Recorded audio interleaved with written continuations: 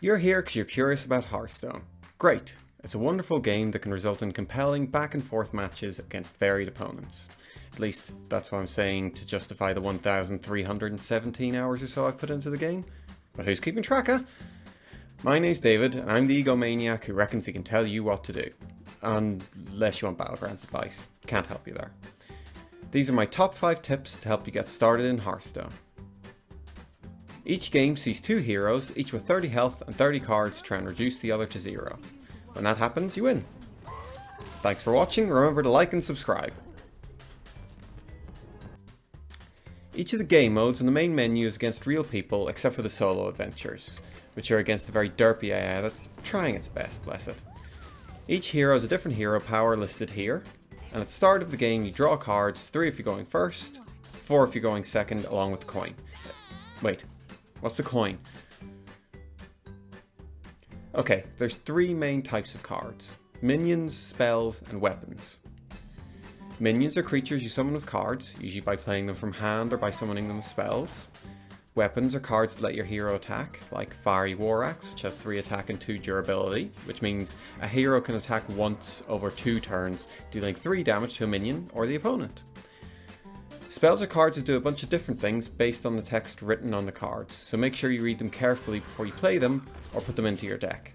A lot of the time they do really helpful things like deal damage to your enemy or their minions, or draw you cards. Unless they're shaman spells, those are terrible. The coin, for example, lets you have 1 extra mana crystal on your turn. What's a mana crystal? Well, what you can play each turn is determined by how much mana you have. Each turn you gain 1 mana crystal until you reach a maximum of 10. How much each card costs is in the top left corner of the card in the blue hexagon. Since you get 1 more mana each turn, you want to play the game on a curve. This means playing minions with the most stats you can each turn, so you build an advantage bit by bit. For each point of your mana curve, you ideally want to play a minion which equals their mana cost times 2 plus 1. That's ideally with 1 more health and attack, so they're harder to get rid of. For example, a River Crocolisk on turn 2, a Spider Tank on turn 3, a Chillwind Yeti on turn 4. To start with, this will win you most of your games, but it's not always that straightforward. It's important to set some realistic expectations. The game is set up to put you at a 50% win rate, and it's easy to lose sight of that. Your draw is different every game and sometimes isn't very good. The matchmaking gives you tougher opponents the more you win, and a lot of people have played for longer than you. There are also a lot of people who've played for longer than me, and I get to Legend every month and have a 7-win average in the arena. Not that I'm bragging or anything about that. In fact, by providing evidence, I think this is technically showing off. I'm going to draw from Meaty's Guide on Twitter. He's a pro player who's been ranked number 1 in Europe multiple times and is available for coaching if you'd like. Follow him on Twitter for more like this, as well as deck lists. The start of each game is the mulligan. The game presents you with your first hand of cards, then, like an ant who didn't have any idea what to get you for your birthday, hedges its bets and says, "Do you actually like these? Because I can take them back for you if you don't like them." Anyway, pick the cards that don't fit with your game plan and send them back to the deck in exchange for new cards. It might not seem like it, but this is actually one of the biggest things for increasing how often you win. Very few people do it well, and a lot of the time it's based on guessing what your opponent's going to do. Meaty recommends using HS Replay for this, which is a good idea, but a bit much for starting out. Like I said before, you want to curve out, so look for those River Crocs, Spider Tanks and Yetis, or whatever the equivalents in your deck are. Playing something every turn to keep your opponent under pressure will win plenty of games. The game plan against nearly every hero is roughly the same. Play the biggest stats, attack your opponent's hero, only attack a minion if your opponent gets to attack something weak into something stronger on their next turn. Like a 2-1, that's a minion with 2 health and 1 attack, into a 3-2 when you have a 1-1. I'd much rather have a 3-2 than a 1-1, so sacrifice the weaker minion to protect your better one. When you hear people in Hearthstone videos talking about a value trade, this is what they mean. If you're ahead on the board at the start of your turn, you're in a position where you're probably going to be able to snowball and win from there. There's a checklist you can work through each turn to help guide your thinking around how your board's going to wind up and what you're going to do.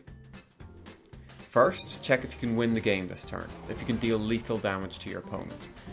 At the start of the game this isn't going to matter, but you might miss it if you don't keep your eyes peeled. You also might want to look out for a 2-turn setup if you have a damaging spell in hand, for example. But if you don't have lethal, then step 2 is to plan what else you can do, so let's run through the options. What's the biggest board of minions I can make? Can I remove my opponent's minions? Can I win next turn if I deal a certain amount of damage this turn? Do I need to gain life to stay alive? Or do I want to add more cards to my hand whilst developing a little bit less? Generally, you'll be thinking about those first 2 questions most turns. Against a class that can't make their minions more powerful once they're in play, it's safer to ignore them unless it's the kind of value trade I talked about earlier. Step 3, from the options you have available, pick the best one. If you're not sure which is best, default to play the biggest minions, hit the opponent's hero. That lets your opponent do the thinking. And if they haven't watched this video, maybe they can't think so good. Remember to always draw or add cards to your hand first. Then, if what you were planning is still the best option once you've seen what you get, make the attacks you were thinking about before. If you see the rope starting to burn, that means it's time to get going. I think this game's a nice example of everything coming together. I start with a 2 and 3 mana play, and a spell that works best when I'm behind. I don't want that, so I send it back to look for something to play on 1. I wind up drawing a Wolpertinger off the top of the deck, which is perfect, so I can now go 1 into 2 into 3. Everything's straightforward until turn 3. I could clear both parts of my opponent's minion. This is a Harvest Golem. It summons a 2-1 when it dies. You'll have to excuse me for using old cards. But I know that my game plan is to be aggressive, and that Hunter struggles against wide boards. So I ignore it and hit my opponent's hero. They get a little bit greedy in response and don't kill the minion that deals the most damage, thinking that value trading will win them the game in the long run. Turn 4 is where I use the steps particularly well. I don't have lethal, so I ask myself what my best way of achieving my game plan is. The obvious thing might be to play the 1 mana minion and the 3 mana Wolf Rider, but the opponent's starting to take the board from me.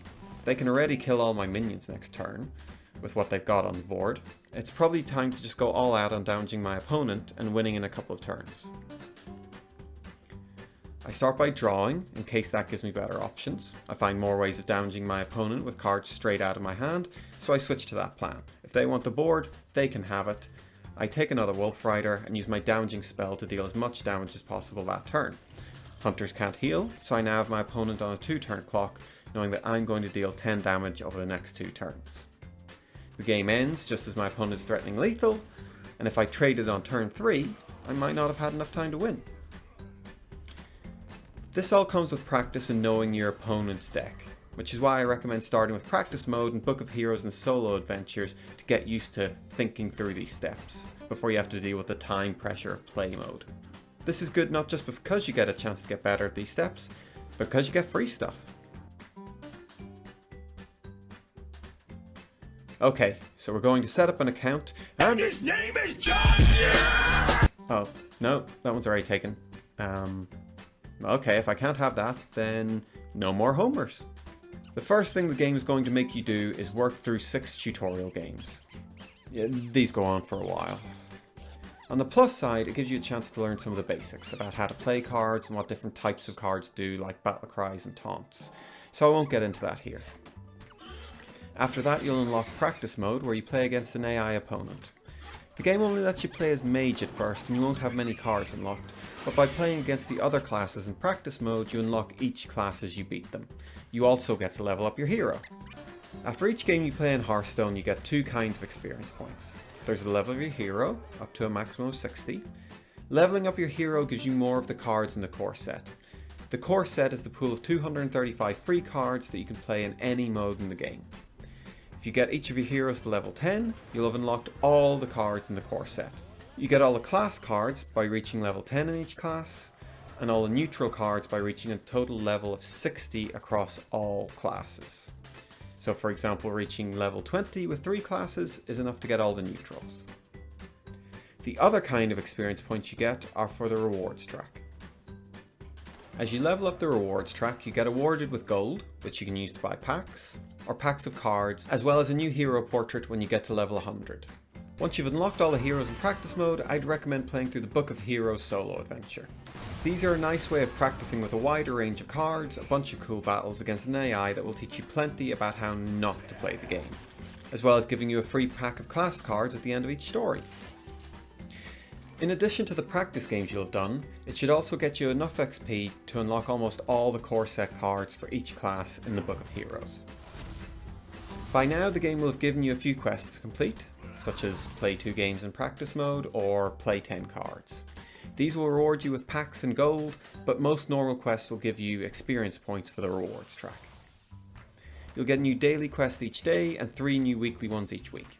I complete all my dailies and weeklies and I'm currently sitting on 11,000 gold, having had about 2,000-ish 4 months ago. I don't know if you know this about me, but I'm a very wealthy man. Please ignore the fact that I'm recording this voiceover in a blanket fort. After completing a couple of practice games, you'll get a chance to play in apprentice mode. This time you're playing against real players and with the timer running. If you played through all practice mode and through the Book of Heroes, you should have an idea of what to do by now, and hopefully you can work through the checklist each turn. In the apprentice ranks you climb from rank 40 to rank 1. Each win gives you 1 star, and each rank requires 4 stars to move to the next rank up. That might seem like a lot, but you don't lose stars at any point, even if you lose a game, and you get 2 stars each time you win 3 or more games in a row. Every 5 ranks you'll get rewarded with packs or some gold. Now here's a tip on how to spend your gold wisely. When this video is published, there's going to be 5 sets of cards in Standard. The core set, which you get free, Ashes of Outland, Scholomance Academy, Madness at the Darkmoon Faire, and Forged in the Barrens, which is the newest set. I've put together a few deck lists that only use core set cards for you to try to start with. This mage list is probably the best to start with, really working off the game plan of playing on a curve, building an incremental advantage, and then finishing the opponent with a bit of extra damage from spells like Fireball. This rogue list is more aggressive, so you'll generally want to completely ignore the opponent's minions and damage the enemy hero as much as you can every turn. With this paladin deck, the game plan's a little different. You want to remove your opponent's minions with spells, block damage with taunts, those are minions that can't be ignored until they're killed, and keep your life total up until the opponent runs out of resources. If you follow me on Twitter at @DavyHackett, I'll post an update with more decks after this video has been published. The game's going to give you a guaranteed legendary card within the first 10 packs you open of each set. So when you've hit your first legendary of a set, move on to the next set. If you're wondering what a legendary is, there are different rarities of cards. So there's commons, which make up the majority of each set, rares, which are a little bit rarer, epics, which are rarer again, and legendaries, which are rarest of all. You normally only get 1 in every 40 packs on average. So for the same amount that you'd spend to get 1 extra legendary from a given set, if you spread out that first 4,000 gold across all the different sets, you'll get 4 legendaries. There are other guides that can give you much more detail on how to maximize your time in the game and the gold you can make, but I don't have time to get into it here, and other people are already doing it better than me anyway. I'll leave links in the description. If you want to be really efficient with your gold, by the way, don't buy any Darkmoon Faire packs until you've saved up enough to buy the mini set first in the store. That's the single most efficient purchase that you can make with gold, giving you all of these cards guaranteed for 2,000 gold. Once you finish the apprentice ranks, or skip them as I'm doing here, you'll move to the main ranked ladder and unlock casual mode. Casual mode lets you play for fun without your ranking being tracked. Ranked mode lets you play for monthly rewards against other people and will typically have opponents who are using decks that they found on the internet from places like HS Replay or Vicious Syndicate, or my favourite, Ahirun on Twitter, where you can learn some Japanese while picking up the newest decks. Well, hopefully you can anyway. I haven't really learned a thing yet. One nice thing Blizzard have done is that they give you a whole deck for free once you've finished Apprentice, so you won't have to worry about having the cards to keep up with everyone else. One bad thing they've done is not show you the deck you're picking from beyond a vague description, so take a look at a guide on what decks are being offered before you do. There's one in the description. I wouldn't recommend disenchanting any cards until you get to this stage and you see what you've got, so you know what to pick. The same principles for how to think about your turn and your game plan apply in Ranked, or even in Arena or Duels as much as Apprentice. Your opponents just have more powerful cards more often. You unlock Arena and Duels by hitting level 10 with every hero. In Arena, you make a deck by picking 30 cards from random sets of 3, then playing until you hit 3 losses. It costs 150 gold to enter, but you win gold, dust to make cards with, and packs depending on how many wins you get. Duels also has the same fee, 3 loss, and a reward system. But you choose the cards you start with, along with a unique hero power, and you get to add to the deck as you go along.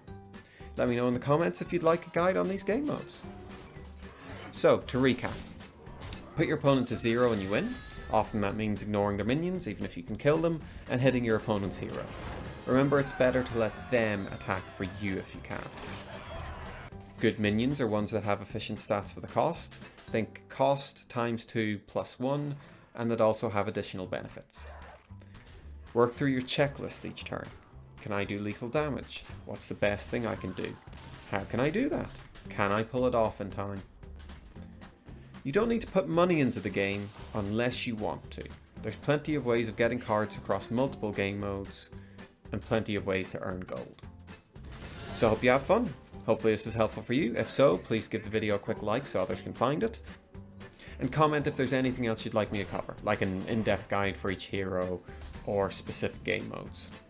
Please subscribe as well if you'd like to see more on Hearthstone. I'd like to start posting gameplay here and streaming on Twitch, where I'll be explaining my plays as I go along. Follow me on Twitch if you'd like to see that, and Twitter if you'd like to see more decks. Thanks for watching. Even a single point of damage can mean the difference between victory and defeat. My respects, Elder.